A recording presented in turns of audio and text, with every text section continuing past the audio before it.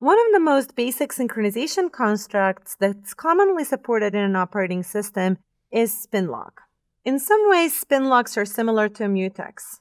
The lock is used to protect a critical section to provide mutual exclusion among potentially multiple threads or processes that are trying to perform this critical section. And it has certain constructs that are equivalent to the lock and unlock constructs that we saw with mutexes. The use of these lock and unlock operations is similar to the case of the mutexes. If the lock is free, then we can acquire it and proceed with the execution of the critical section. And if the lock is not free, we will be suspended at this particular point and unable to go on.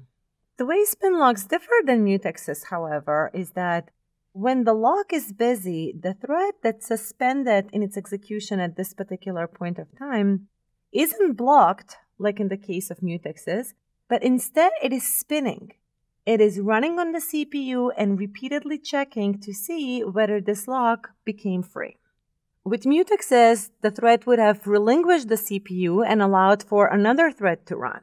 With spin locks, the thread will spin. It will burn CPU cycles until the lock becomes free or until the thread gets preempted for some reason. For instance, maybe it was spinning until ultimately its time slice expired, or potentially a higher priority thread became runnable. Because of their simplicity, spin locks are a basic synchronization primitive, and they can be used to implement more complex, more sophisticated synchronization constructs. Because they're a basic construct, we will revisit spin locks a little bit later in this lesson, and we will spend some time discussing different implementation strategies for spin locks.